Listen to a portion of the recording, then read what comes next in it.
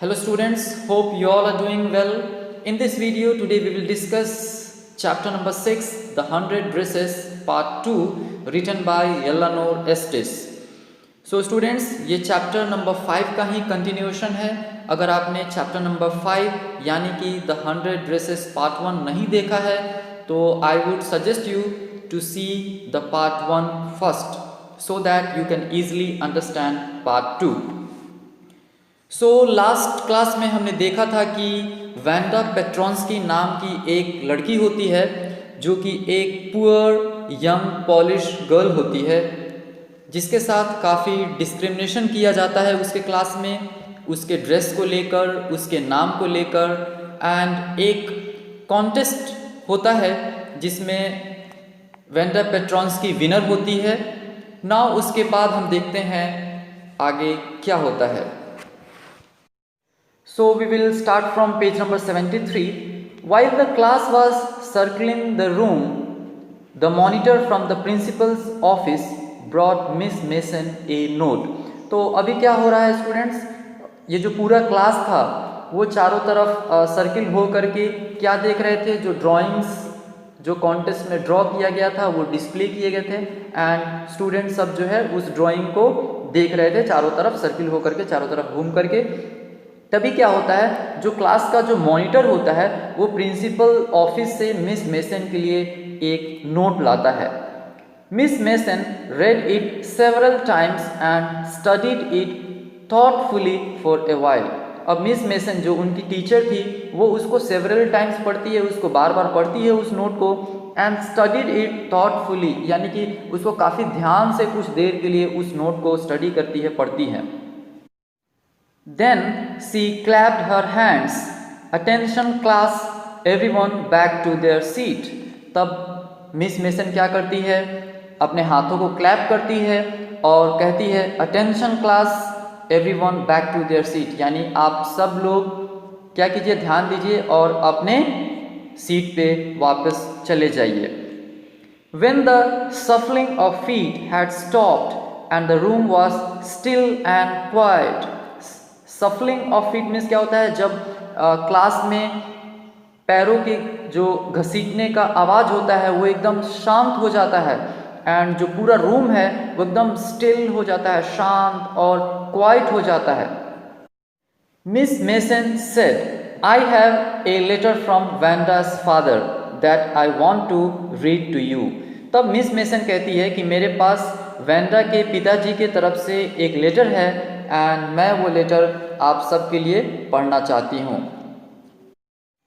Miss Mason stood there a moment and the silence in the room grew tense and expectant. तो Miss Mason जो है वहाँ पे थोड़ी देर के लिए खड़ी हो जाती है, एक कुछ क्षण के लिए.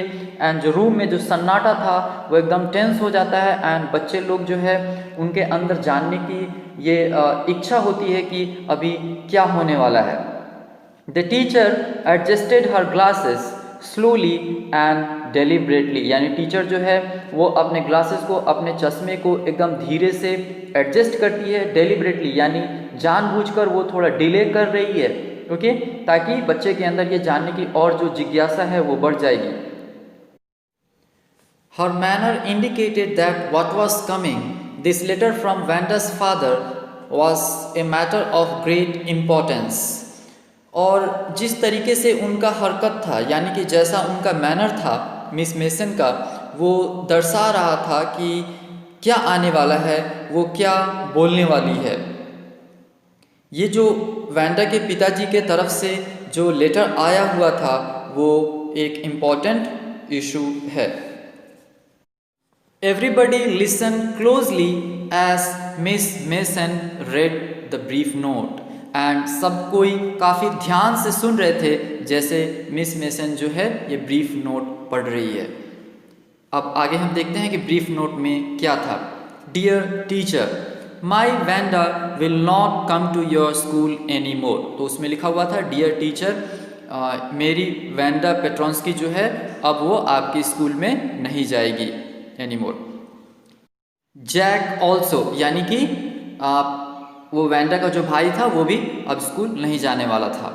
Now we move away to big city. अब हम लोग कहाँ मूव होने वाले हैं? अभी हम लोग एक बिग सिटी में मूव होने वाले हैं। No more holler Polack. तो हॉलर मीन्स क्या होता है students? A loud shout, and Polack means होता है ए पोल, पॉलिश लोग या जो पोलैंड से आए होते हैं तो उनके नाम को चिढ़ाना। तो उनके पिताजी कहते हैं कि कोई भी अब उनके नाम को नहीं चिढ़ाएगा कि उनका नाम स्ट्रेंज है या फनी है। No more ask why funny names. कोई भी उनसे नहीं पूछेगा कि हाँ आपका नाम ऐसा फनी वे में क्यों है, इतना बड़ा नाम क्यों है। Plenty of funny names in the big city. क्योंकि जहाँ पे हम लोग जा रहे हैं, जिस बिग सिटी में हम लोग जा रहे हैं, वहाँ पे बहुत सारे ऐसे नाम मिलेंगे। Okay, plenty of funny names मिलेंगे बड़े शहर में। योर्स ट्रूली जैन पेट्रोंस्की, नीचे लिखा हुआ था योर्स ट्रूली एंड उनका नाम लिखा हुआ था जैन पेट्रोंस्की। तो ये एक छोटा सा नोट था जो मिस मेसन ने पढ़ के क्लास के स्टूडेंट्स को उन्होंने सुनाया, उनको बताया। आगे क्या होता है देखते हैं। A deep silence made the reading of this letter. And letter पढ़ने के बाद पूरे क्लास में जो है एकदम साइलेंस हो जाता है, पूरा सन्नाटा छा जाता है। Miss mason took of her glasses, blue on them and wipe them on her soft white हैंडकर्चिफ। अब क्या करती है मिस मेसन? वो अपने चश्मे को निकालती है, ब्लू ऑन देम उस पर थोड़ा फूंक मारती है, एंड वाइप देम एंड उसको अपने वाइट कलर का जो सॉफ्ट सा हैंडकर्चिफ होता है उससे उसको पोंछती है। Then she put them on again and looked at the class. And फिर से वो चश्मे को पहन लेती है एंड क्लास की तरफ देखती है। When she spoke, her voice was very low। And जब वो बोलती है तो उनका आवाज़ जो है बिल्कुल लो था, एकदम धीमी आवाज़ में वो बोलती है। क्या कहती है वो देखते हैं। I am sure that none of the boys and girls in room 13 would purposely and deliberately hurt anyone's feeling because his or her name happen to be a long unfamiliar one. अब यहाँ पे miss Mason कहती है कि आई am sure, मैं तो ये confirm हूँ कि कोई भी इस रूम 13 से कोई भी लड़का या लड़की, चाहे वो बॉयज़ हो या गर्ल्स हो, किसी को जानबूझ कर के पर्पसली या डेलिबरेटली, हम कहते हैं ना जानबूझकर, नोइंगली, किसी का जो फीलिंग्स है वो किसी को हर्ट नहीं कर सकता है। ओके, जस्ट बिकॉज उसका नाम जो है काफ़ी लॉन्ग है या अनफेमिलियर है। यानी कि कहने का मतलब मिस मेसन कह रही है कि इस रूम 13 से कोई भी लड़का या लड़की किसी के फीलिंग्स को हर्ट नहीं कर सकता है, सिर्फ इसलिए कि उसका नाम जो है एक अनफेमिलियर है। ओके, या एक लंबा नाम है, ऐसा कोई भी हर्ट नहीं कर सकता है। नेक्स्ट हम देखते हैं क्या है। I prefer to think that what was said in thoughtlessness. Okay, तो वो कहती है शायद ये जो कहा गया है वो अनजाने में कहा गया होगा। ओके, थॉटलेसनेस मीन्स होता है अनजाने में कह दिया गया होगा। I know that all of you feel the way I do. मुझे पता है कि आप सबको, तुम सबको वैसा ही फील हो रहा है जैसा कि मुझे फील हो रहा है। That this is a very unfortunate thing to have happen.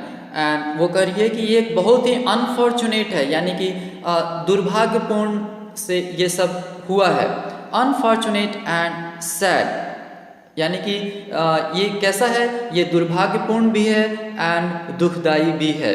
And I want you all to think about it. And मैं चाहती हूँ कि तुम सब इसके बारे में क्या करो, सोचो। Now students we will see the next paragraph. अभी हम लोग नेक्स्ट पैराग्राफ देखेंगे। The first period was a study period, यानी उनका जो पहला पीरियड था वो स्टडी पीरियड था, उनको पढ़ाई करना था, उसमें लेसन्स को प्रिपेयर करना था।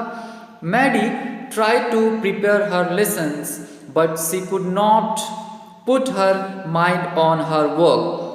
मैडी जो है वो कोशिश कर रही थी अपने लेसन्स को प्रिपेयर करने के लिए, लेकिन वो जो है अपना माइंड जो है अपने वर्क पे नहीं डाल पा रही थी, वो अपने वर्क पे कॉन्सेंट्रेट नहीं कर पा रही थी। She had a very sick feeling in the bottom of her stomach. उसको पेट में थोड़ा सिक फीलिंग हो रहा था। तो ऐसा होता है कि कभी कभी हम बहुत ज़्यादा स्ट्रेस होते हैं या मेंटली डिस्टर्ब होते हैं, तो हमारे पेट के अंदर जो है वो थोड़ा प्रेशर जो है वो बिल्डअप हो जाता है। तो ऐसा यहाँ पे उसको फील हो रहा था। True, she had not enjoyed listening to Peggy ask Wanda how many dresses she had in her closet.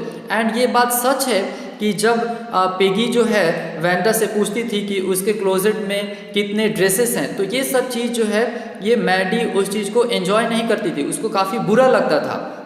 But she had said nothing, लेकिन ये बात भी सच है कि ये सब कुछ देखते हुए भी यहाँ पे मैडी जो है कुछ नहीं कहती थी। She had stood by silently, और वहाँ पे वो एकदम चुपचाप खड़ी रहती थी। And that was just as bad as what Peggy had done. तो यहाँ पे मैडी जो है वो चुपचाप खड़ी होकर के देखती थी लेकिन कुछ कहती नहीं थी, लेकिन ये भी उतना ही बड़ा गुनहगार थी जितना पेगी थी, क्योंकि ये सब कुछ जानते हुए भी ये कुछ बोल नहीं पाती थी, वो कुछ करती नहीं थी। तो केवल खड़ा होकर के देखने वाला भी उतना ही गुनहगार होता है जितना कि करने वाला। Worse, she was a coward, यानी कि वो क्या थी, वो एक कावर्ड थी, यानी कि वो एक कायर थी। At least Peggy hadn't considered that they were being mean, but she यानी कि Maddie had thought they were doing wrong, यानी कि पेगी को तो ये एहसास नहीं था, उसको तो ये पता नहीं था कि क्या वो कर रही है वो सही है या गलत, लेकिन मैडी को तो ये एहसास था, मैडी को तो ये पता था कि वो लोग क्या कर रहे हैं वो गलत है, यानी कि उसको ये सब कुछ पता होते हुए भी वो कुछ नहीं कर पाई, तो इसलिए वो खुद को ज़्यादा गुनहगार समझ रही है। सी कुड पुट हरसेल्फ इन वैंडा's शू, यानी कि वो खुद को वैंडा की जगह पर रह करके देख रही है, वो खुद को फील कर पा रही है, लेकिन फिर भी उसने कुछ नहीं किया। नेक्स्ट पैराग्राफ में है, goodness wasn't there anything she could do, क्या ऐसा कुछ भी नहीं था जो वो वैंडा पेट्रोंस्की के लिए कर सकती थी। If only she could tell Wanda she hadn't meant to hurt her feeling, काश वो वैंडा को कह सकती थी, यानी काश मैडी जो है वो वैंडा को कह सकती थी कि उसका उद्देश्य जो था उसके फीलिंग्स को हर्ट करना नहीं था। She turned around and stole a glance at Peggy, वो थोड़ा सा टर्न करती है, घूमती है किसको देखने के लिए, पेगी को देखने के लिए, एक glance, but Peggy did not look up, लेकिन पेगी जो है वो उसकी तरफ नहीं देखती है। She seem to be studying hard, यानी ऐसा लग रहा था कि पेगी जो है बहुत ध्यान से अपनी लेसन को प्रिपेयर कर रही थी, यानी कि वो पढ़ाई कर रही थी। Well whether Peggy felt badly or not, she Maddie had to do something, अब वो सोच रही है चलो चाहे पेगी को बुरा लगा हो या ना लगा हो, ओके, लेकिन मैडी को बुरा लगा था एंड उसको कुछ करना था। Maddie had to do something, अब वो सोच रही है कि मुझे ही कुछ करना होगा। She had to find Wanda Petronski, अब वो सोच रही है कि मुझे किसको ढूंढना होगा, वैंडा पेट्रोंस्की को ढूंढना होगा। Maybe she had not yet moved away, वो सोच रही कि शायद वैंडा पेट्रोंस्की जो है अभी गई नहीं होगी। May be Peggy would climb the Heights with her, अब हाइट्स आपको याद आया होगा कि हाइट्स बॉगिन्स हाइट है, यहाँ पे ओनली हाइट्स दिया गया है। अब यहाँ पे सोच रही है कि शायद पेगी भी क्लाइंब करके जाएगी, कहाँ पे, बॉगिन्स हाइट में जाएगी उसके साथ। And they would tell Wanda she had won the contest, and वो लोग जाएंगे एंड उसको बोलेंगे कि वैंडा पेट्रोंस्की को कि तुमने क्या जीत लिया है, तुमने कॉन्टेस्ट तुम जीत गई हो। That they thought she was smart and 100 dresses were beautiful, and जो क्लास की जो सभी लड़कियां हैं वो ऐसा सोचती हैं कि तुम जो है वो काफ़ी स्मार्ट हो एंड तुम्हारे द्वारा जो 100 ड्रेसेस ड्रॉ किए गए हैं कॉन्टेस्ट में वो बहुत ही ज़्यादा खूबसूरत है, यानी कि बहुत ही ज़्यादा ब्यूटीफुल है। तो ऐसा जो है वो मैडी जो है वो सोचती है कि वो वेंडा के पास जाएगी एंड उससे मिलेगी एंड उसको बोलेगी कि वो कॉन्टेस्ट जीत गई है एंड उसके द्वारा जो ड्रेसेस ड्रॉ किए गए हैं वो काफ़ी ज़्यादा ब्यूटीफुल है एंड खूबसूरत है। नाउ स्टूडेंट्स, यहाँ पे ओरल कॉम्प्रिहेंशन चेक में 4 क्वेश्चंस दिए गए हैं। Just go through this 4 questions and try to find the answers by yourself. Now students, we will move towards the next page number 75 में भी हम देखते हैं कि हमारा स्टोरी जो है आगे कैसे फर्दर मूव होता है। When school was dismissed in the afternoon, यानी कि आफ्टरनून में जब स्कूल जो है डिसमिस हो जाता है, जब छुट्टी हो जाता है, तब पेगी क्या कहती है? Peggy said with pretended casualness, hey, let's go and see if that kid has left town or not. तो पेगी जो है वो मैडी से कहती है एक प्रिटेंडेड कैजुअलनेस, यानी कि वो ऐसा प्रिटेंड कर रही है कि हाँ वो कैजुअल तरीके से बोल रही हो। ओके, जब हम प्रिटेंड करने की कोशिश करते हैं यानी कि हम एक दिखावा करने की कोशिश करते हैं, तो यहाँ पेगी जो है वो मैडी से ऐसा प्रिटेंड कर रही है कि हे चलो हम लोग चल के देखते हैं कि वो किड यानी वेंडा पेट्रोंस्की जो है अभी टाउन छोड़ करके गई है या नहीं। So Peggy had the same idea. Okay, तो पेगी के मन में भी वही आइडिया चल रहा था जैसा कि मैडी के अंदर जो थॉट्स आ रहे थे। मैडी ग्लोड, यानी मैडी जो है ये सब सुन करके वो काफ़ी खुश हो जाती है। Peg was really all right, यानी कि पेग जो है वो बिल्कुल सही थी। Then 2 girls hurried out of the building up the street towards Boggins Height. तब वो दोनों लड़कियां जो है वो काफ़ी हरीड मीन्स यानी फटाफट जो है वो बिल्डिंग के बाहर आते हैं एंड किसके तरफ जाते हैं? Up to the street towards Boggins Height, वो उस स्ट्रीट की तरफ जाते हैं जो बॉगिन्स हाइट की तरफ जाता है। The part of town that wore such a forbidding air on this kind of a November afternoon, drizzly, damp and dismal. तो फॉरबिडिंग मीन्स क्या होता है स्टूडेंट्स? अनप्लेजेंट या उदासी हम कह सकते हैं। तो वो जो टाउन का वो पार्ट था एकदम वो फॉरबिडिंग था, यानी एकदम उदासी था वहाँ के हवा में एंड वो बिल्कुल ही हैप्पी नहीं था, अनप्लेजेंट था। एंड यहाँ पे देख सकते हैं कि वो कब का समय था? नवंबर आफ्टरनून का मंथ था। ड्रिजली यानी कि हल्की हल्की बारिश हो रही थी। Damp and dismal, damp and dismal means होता है wet and sad. You can see the meaning given here. Okay, तो ये काफ़ी उदासी वाला जो एटमॉस्फेयर था वहाँ पे था। अब आगे क्या होता है स्टूडेंट्स वो हम देखते हैं। Well at least said Peggy gruffly, I never did call her a foreigner or make fun of her name. तो ग्रिफली मीन्स क्या होता है स्टूडेंट्स? अनफ्रेंडली। तो यहाँ पे पेगी जो है वो एक अनफ्रेंडली मैनर से बोल रही है कि मैंने उसको कभी भी एक फॉरेनर नहीं कहा, यानी कि उसको कभी भी फॉरेनर कह के नहीं बुलाया कि तुम एक पॉलिश गर्ल हो या पोलैंड से आई हो, या make fun of her name, या मैंने कभी उसके नाम का मजाक नहीं उड़ाया। I never thought she had the sense to know we were making fun of her anyway. यानी कि ये ऐसा कभी नहीं सोची थी कि वेंडा पेट्रोंस्की के पास इतना सेंस है, उसके पास इतना बुद्धि है कि वो समझ पाए कि हम लोग उसका मजाक उड़ा रहे हैं।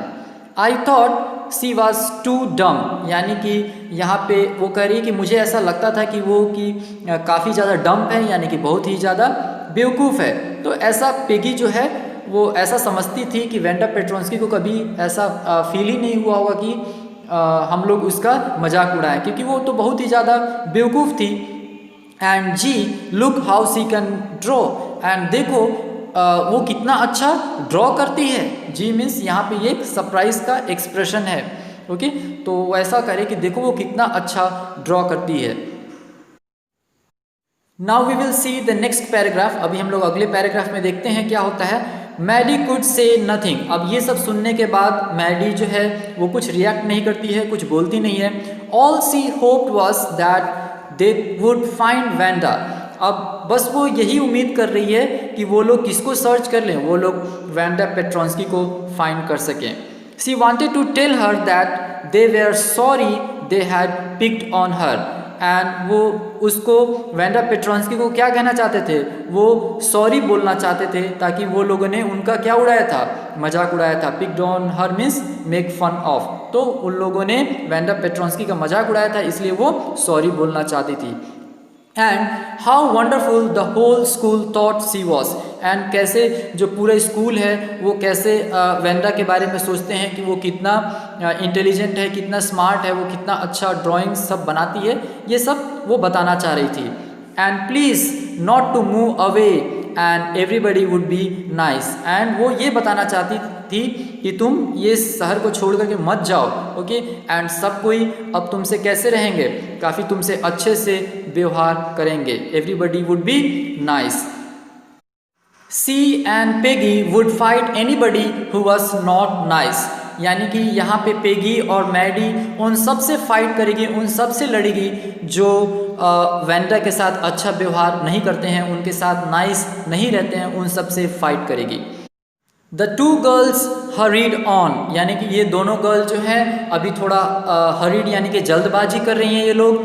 दे hope to get to the top of the hill before dark. यानी कि अब उम्मीद कर रही हैं कि डार्क होने से पहले हमें कहाँ जाना है, टॉप ऑफ द हिल पे जाना है डार्क होने से पहले.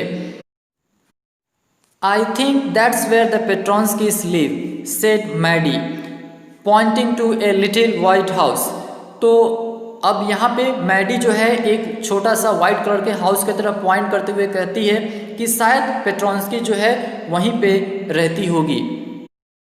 Wisps of old grass stuck up here and there along the pathway like thin kittens.